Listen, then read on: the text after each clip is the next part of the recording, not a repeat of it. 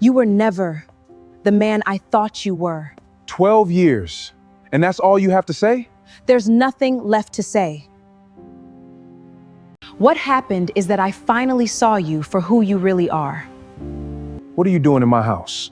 It isn't your house anymore. What are you talking about? He's telling the truth. I paid for this house. I built this life. But you were never truly present in it. Brielle, don't end 12 years like this. It ended a long time ago. Goodbye, Donovan. Then he closed the door in my face.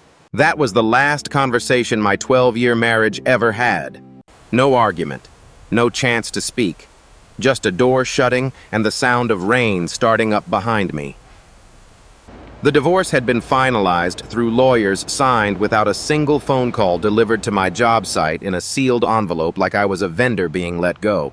I drove to Catawba Executive Airfield with nowhere else to go.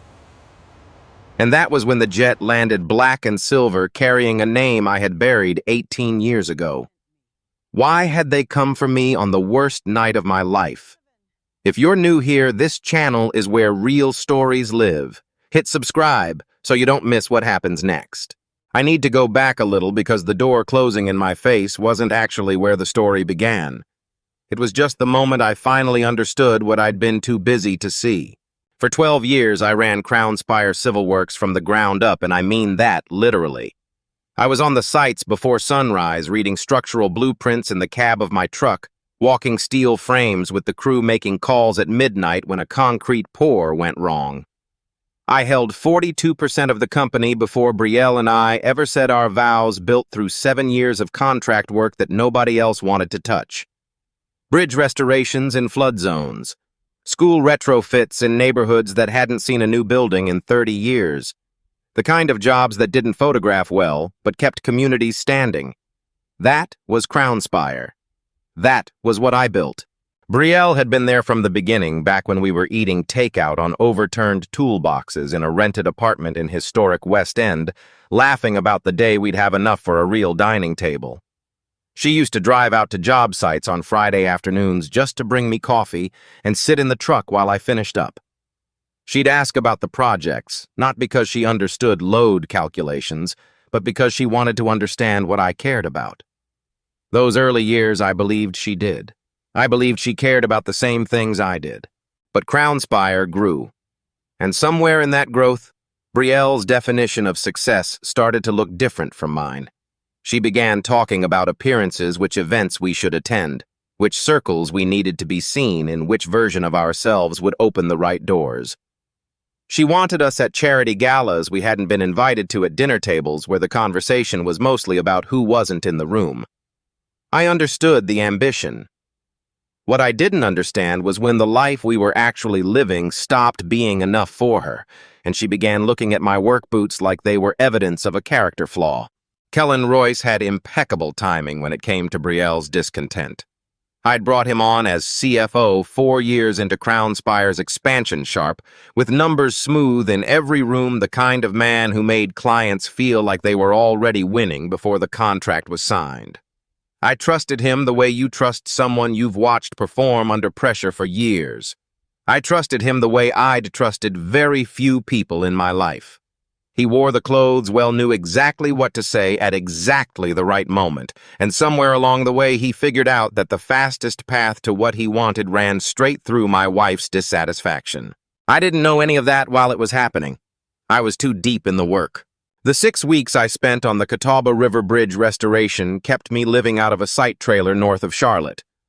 The project was complex. A partial structural failure in one of the main supports meant we were essentially rebuilding from underneath while keeping the upper deck stable. It required my full attention, and I gave it. I called Brielle every evening for the first 2 weeks. She answered less and less. By week 4, most of my messages were going unread, and when I suggested she drive up for the weekend, she said she was busy with things in Charlotte. I didn't push. That was always my way. I gave people room, assumed good faith, believed that distance didn't mean damage. I was wrong about that, at least in this case. The divorce papers arrived on a Tuesday afternoon. A courier pulled up to the site in a sedan, asked for me by name, handed me an envelope, and drove away. I opened it standing in the mud beside a concrete mixer. The documents were already signed by Brielle. Her lawyer had prepared everything: the division of the house, a significant cash settlement, a calculation of Crownspire's appreciated value during the years of our marriage. Every line was precise. Every number had already been decided. There was no letter inside, no personal note, nothing written in her hand. Just a tab marked with a small red arrow pointing to the signature line like a real estate closing. I called her that evening, and she didn't answer. I tried 3 more times over the following days. On the 4th attempt, a message came back through her attorney's office. All further communication was to go through legal counsel. She had blocked my number sometime between Tuesday and Wednesday. I signed the papers 22 days later. Not because I agreed with the way she'd handled it. I signed them because I understood something I hadn't wanted to admit, that a woman who could end 12 years without a single direct conversation had already been gone for longer than I knew. You cannot hold a door open for someone who has already walked through a different one. The day the divorce was finalized, I drove back to Charlotte, back to the house we'd shared in West End. I hadn't been inside in 6 weeks. The plan was simple: pick up my remaining clothes, take whatever personal items were mine, and figure out the next step from there. What I found instead was Kellen's car in the driveway, and Kellen's presence in my living room standing beside Brielle like he'd been there for years. He was wearing the blue Oxford shirt I'd given him the Christmas after his first full year at Crownspire, the one I'd picked out myself, and had monogrammed with his initials. Brielle told me calmly, and without any visible emotion, that she and Kellen would be assuming joint operational control of Crownspire. She explained that her settlement shares, combined with Kellen's existing equity position and backing from a group of outside investors, gave them sufficient voting weight to restructure the company's leadership. She said this the way someone reads from a memo: no hesitation, no acknowledgement of what the words actually meant to a man who had spent 15 years building the thing she was describing as a restructuring opportunity. I looked at Kellen. He looked back at me without any of the discomfort a decent person might have shown. I asked Brielle how long she had been planning this. She said it didn't matter. I asked her why she hadn't said a single word of this to me directly. Not during the 6 weeks on site, not in a phone call, not in the envelope. She said, "I didn't owe you a conversation, Donovan. You stopped being present in this marriage long before I made any decisions." Kellen reached for his car keys on the counter in my kitchen and suggested I take a few minutes to collect my things. I did. I filled 2 boxes, loaded them into my truck, and drove away from a house I had owned for 9 years without looking back at it once. My phone rang before I'd made it 5 miles. It was Desmond Cross, my legal counsel, and the closest thing I had to a longtime friend in this city. Desmond had been with me since the early Crownspire days. Sharp, careful, someone whose judgment I'd relied on in every major decision the company had ever made. He asked where I was. I told him I was driving with no particular destination. He told me to pull over. I stopped at a gas station and sat in the truck with the engine idling while he talked.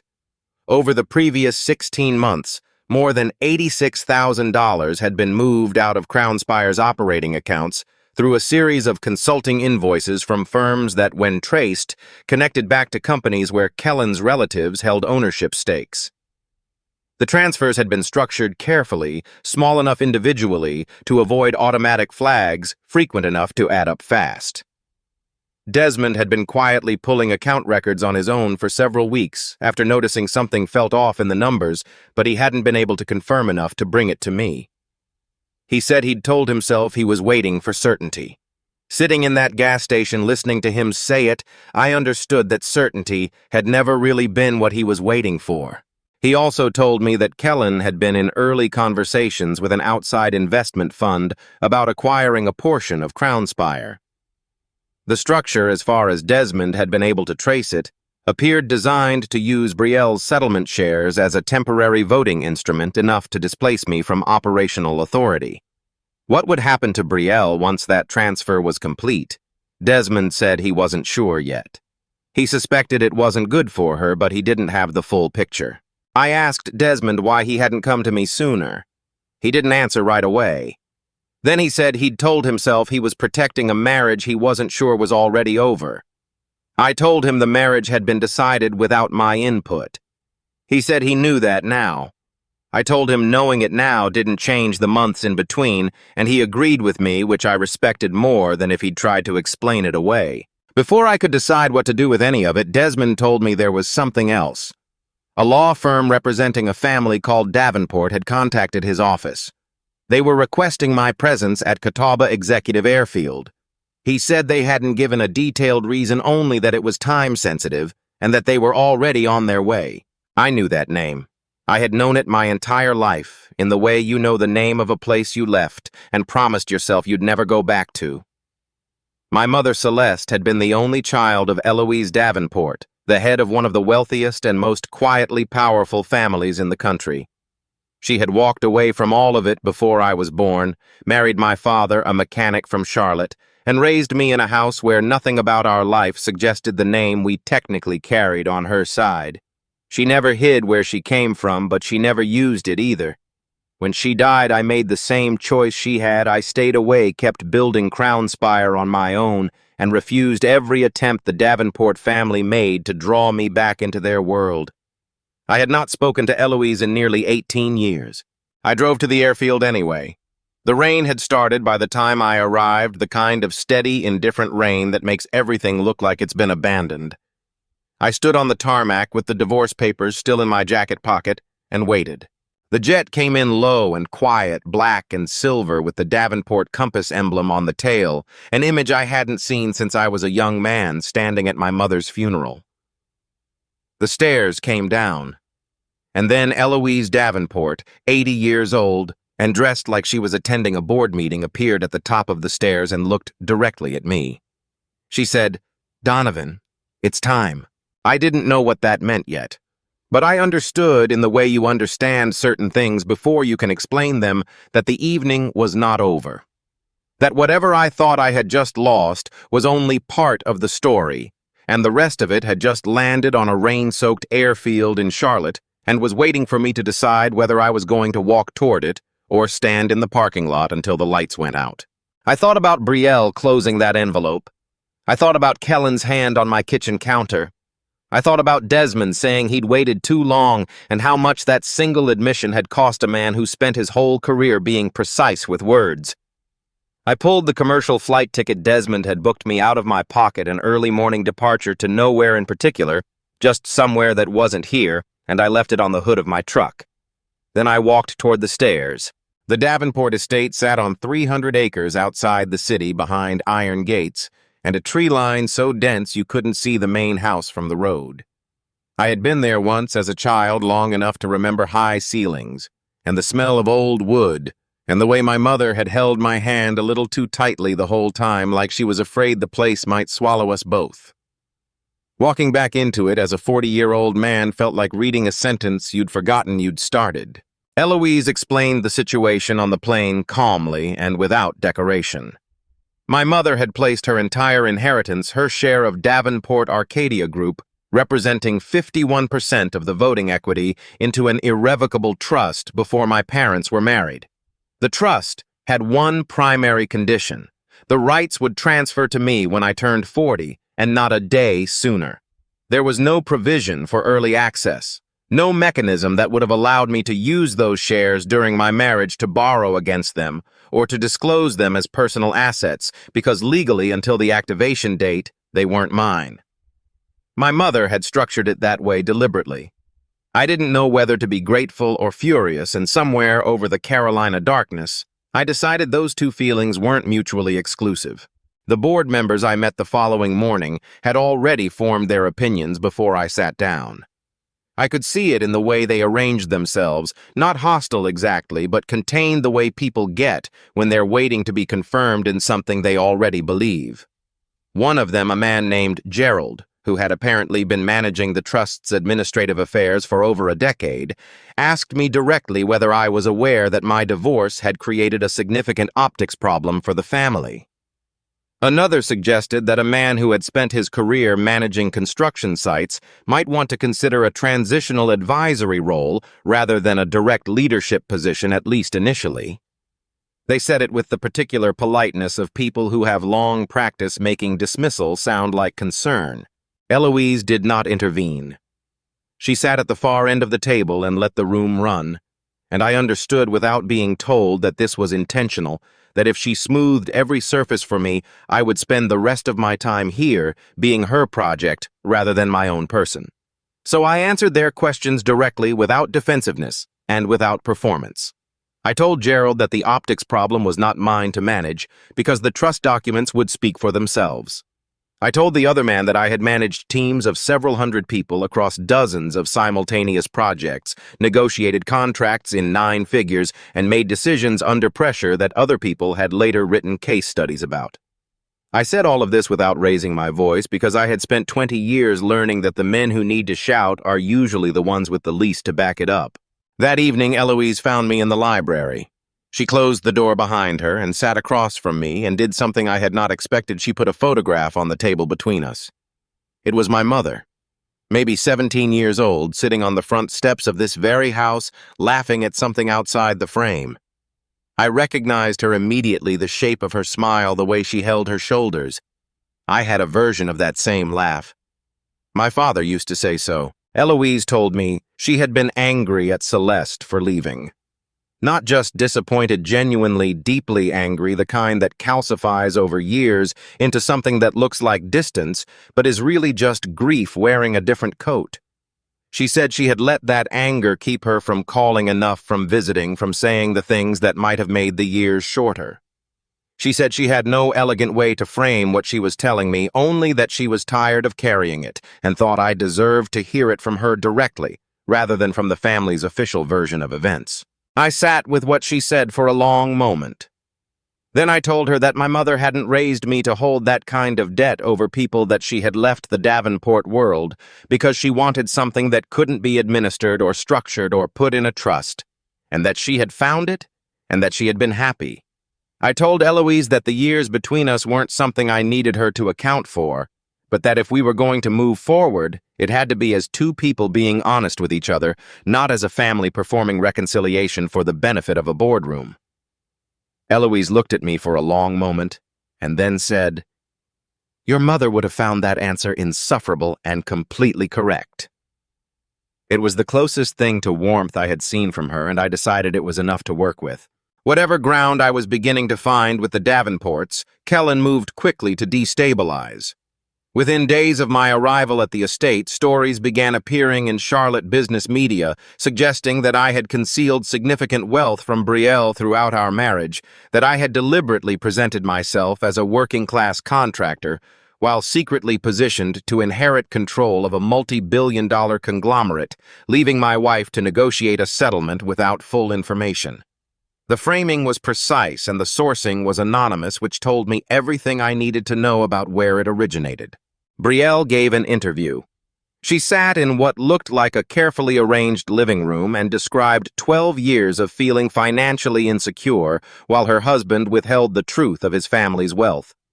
She said she had sacrificed her own ambitions to support a man who never trusted her enough to be honest. She did not raise her voice. She looked directly into the camera and spoke with the measured sadness of someone who had rehearsed sincerity until it became indistinguishable from the real thing. By the next morning, the narrative had flipped completely. I was no longer the man whose wife had ended a marriage with a courier package. I was the man who had manipulated his wife by hiding who he really was. The annual Davenport Arcadia Heritage Forum was scheduled at the Halcyon Conservatory in Charlotte, a glass and steel event space in the center of the city, the kind of place that reflected light back at you from every surface. Eloise decided this would be the appropriate venue to formally introduce me in my new capacity. I wasn't sure it was the right call, but I also understood that letting the media narrative run unchallenged for another week would cost us more than a public appearance might recover. I did not know until I arrived that Brielle and Kellen were also in the room. They had come believing that a Davenport-linked investment fund was interested in acquiring Crownspire, which was technically true in the same way that it's technically true that a man owns the chess pieces he's about to take off the board. Eloise introduced me without preamble. She stated the facts. I was her grandson, the son of Celeste Davenport, and the controlling beneficiary of a trust representing 51% of Davenport Arcadia Group's voting equity. Kellen went still on the other side of the room in a way that reminded me of a machine that had just lost power. Brielle looked at me like she was seeing someone she had never actually met, which in some important sense was accurate. I stepped to the podium and chose not to talk about the inheritance. Instead, I talked about the 230 trade apprentices in North Carolina whose tuition had been paid through the charitable allocation of my mother's trust income, an arrangement my mother had set up and I had quietly continued. I talked about the schools Crownspire had renovated in neighborhoods the larger firms had declined to bid on, and the bridge work and the housing projects, and the hundreds of families in historic West End whose street infrastructure still held because someone had showed up on a cold morning and done the job right. I had never put my name on any of it. That had always been the point. Then I stated clearly and on record that Davenport Arcadia Group would not be acquiring Crownspire. What it would be doing was initiating a formal investigation into the financial irregularities that had been documented in Crownspire's operating accounts over the preceding 16 months, irregularities that traced back to the company's own CFO. I looked at Kellen when I said it. He looked back at me with the expression of a man rapidly recalculating everything he thought he knew. Before I left the stage, I turned briefly toward where Brielle was standing. I said, "You didn't leave me because I had nothing. You left because you stopped looking at what I was actually building. I wasn't performing it for the room. I meant it, and I think that was exactly why it landed the way it did." The legal response came quickly. Brielle's attorneys filed a motion to reopen the divorce settlement, arguing that my failure to disclose my prospective inheritance constituted a material omission that had disadvantaged her in negotiations. Kellen simultaneously fed additional edited documents to 2 financial journalists, suggesting I had known about the trust activation for years and had timed my divorce strategically to protect the assets. Neither claim was true, but both generated enough noise to matter.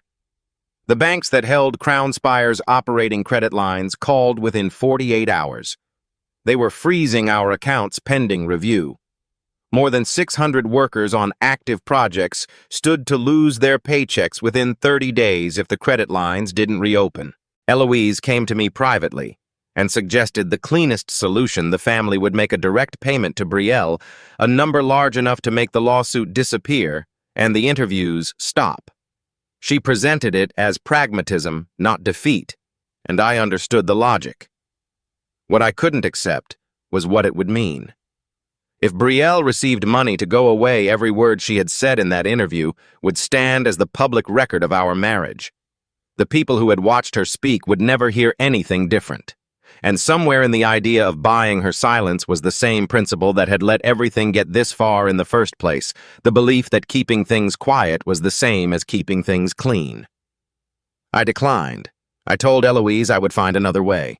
What I found as I went deeper into Kellen's financial trail with the help of the investigative firm Desmond had quietly engaged before stepping back from his role was worse than I had initially understood. The embezzlement had been the beginning, not the end. Kellen had structured the entire scheme as a temporary bridge to a larger transaction. A shell investment fund traced through 3 layers of corporate registration to a group Kellen had been cultivating for over 2 years was positioned to acquire Crownspire's operational assets once my authority had been removed.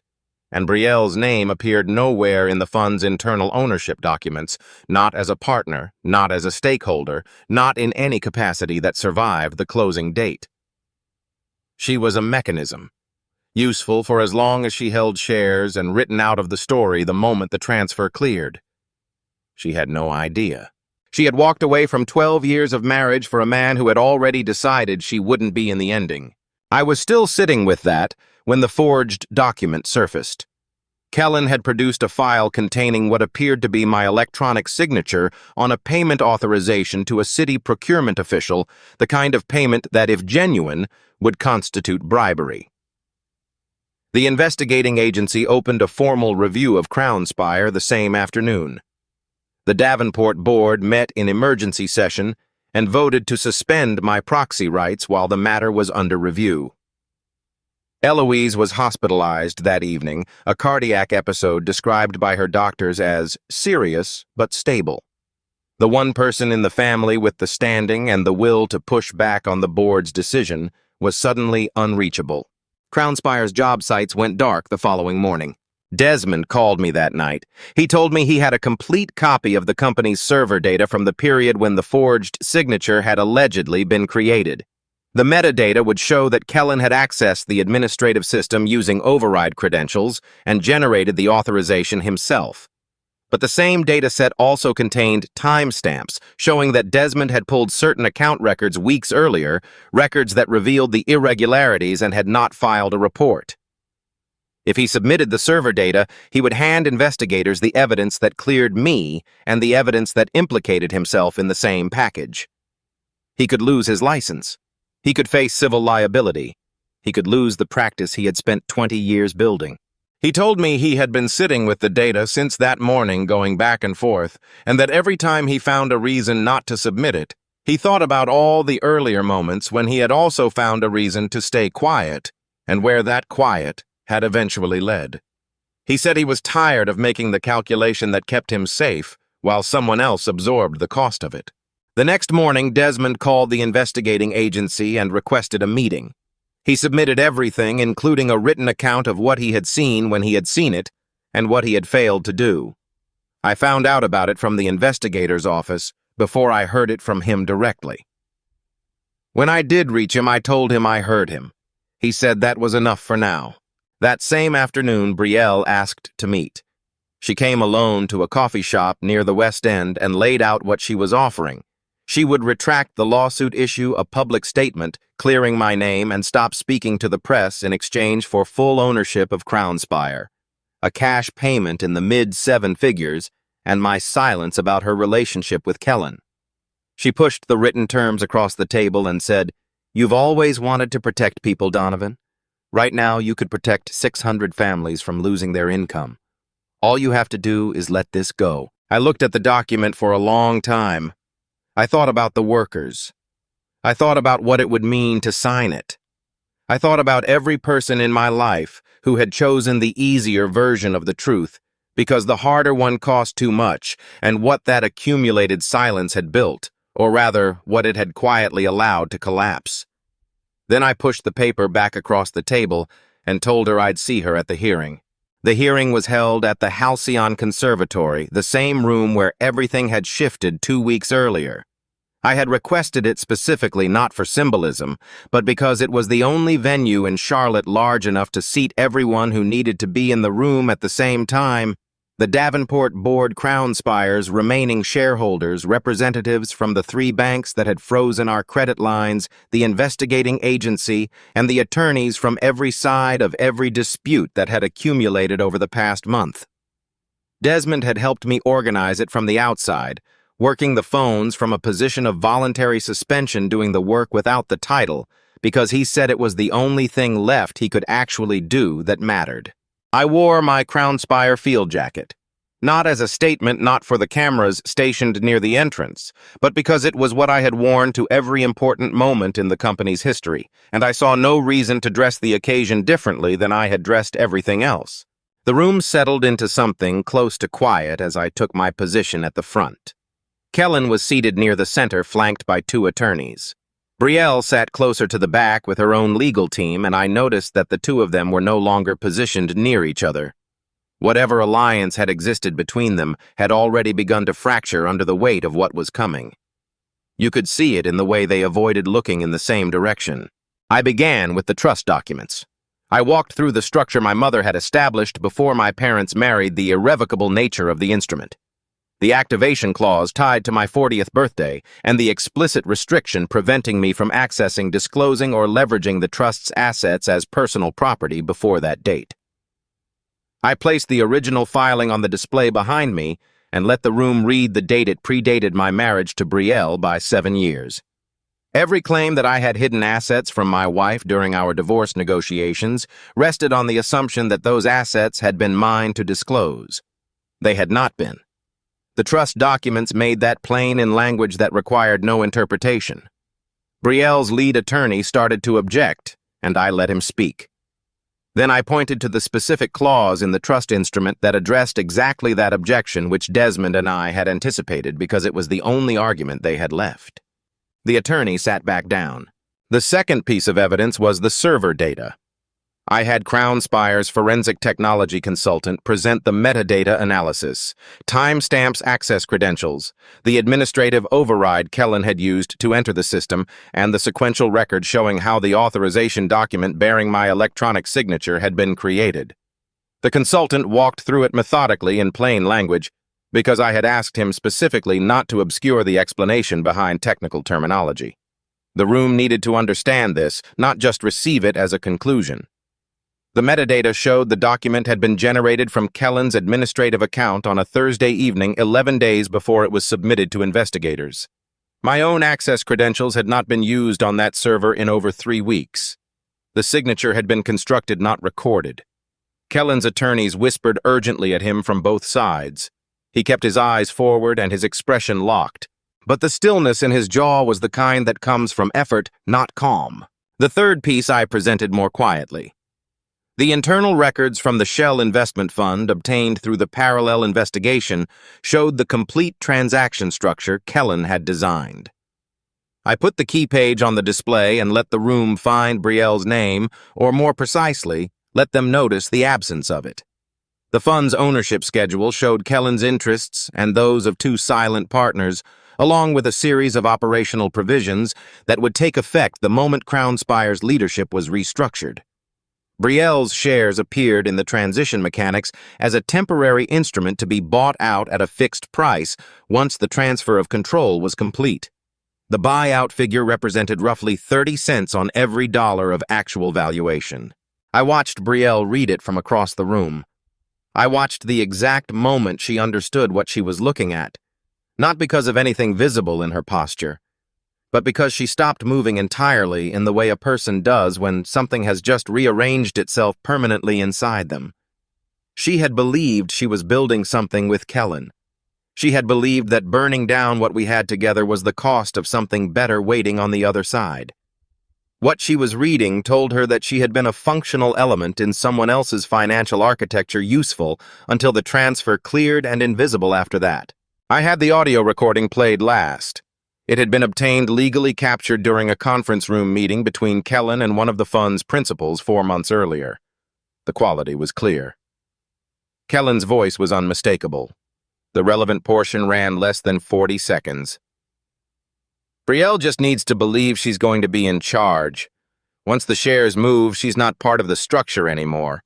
We buy her out, she signs the release, and that's the end of it.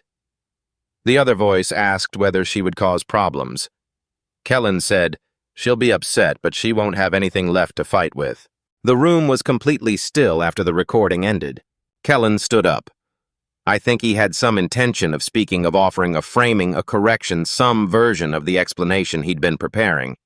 But the 2 investigators who had been seated near the side entrance were already moving toward him, and whatever he had been about to say dissolved into a brief, quiet exchange with them before they guided him out of the room.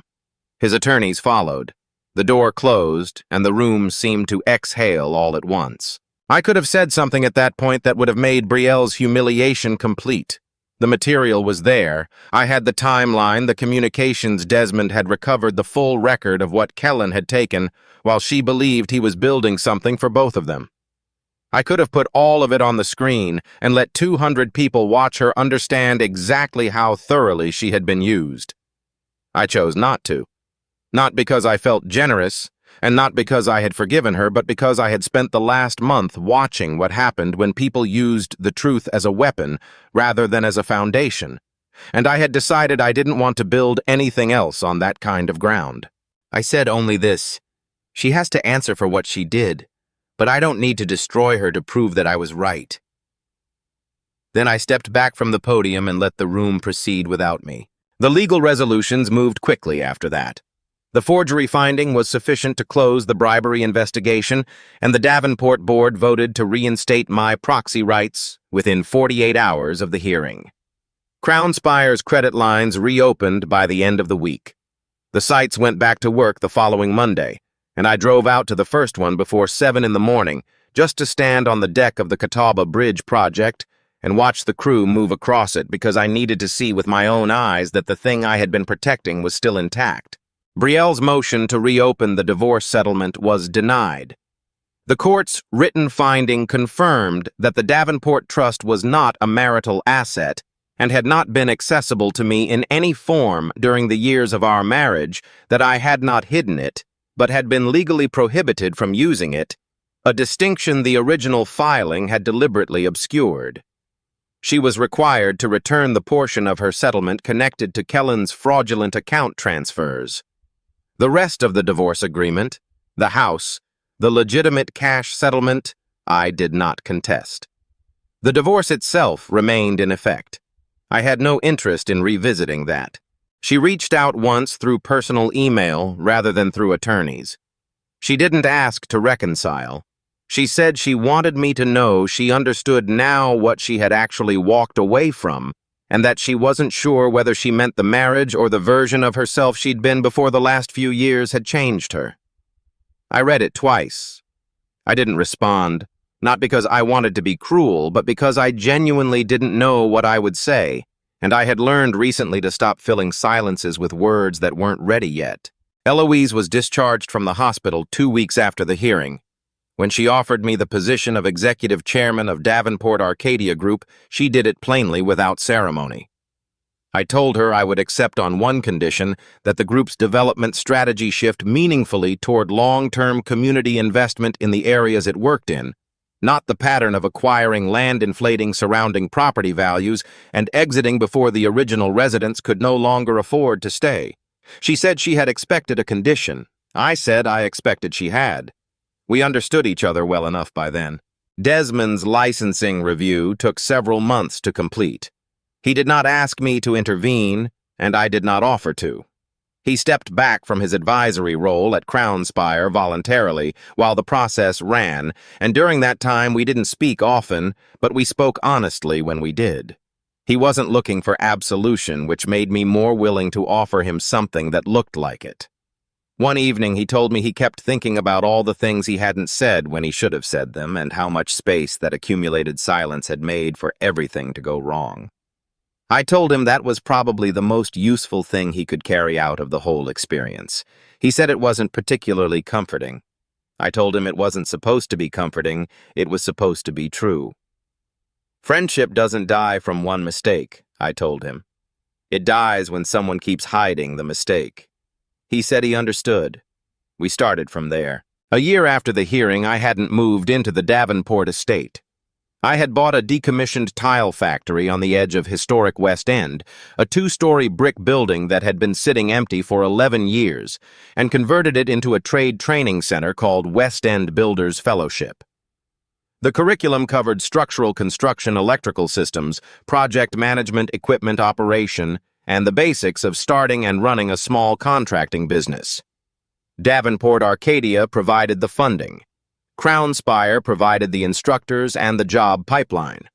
I provided the building, and one non-negotiable condition: every student who completed the program would leave with a credential, a reference, and a real offer, not a certificate and a handshake and good luck.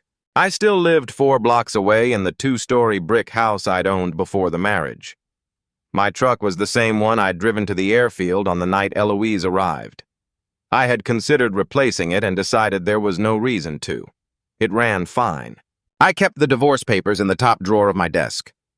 I hadn't framed them, hadn't destroyed them, hadn't done anything ceremonial with them at all.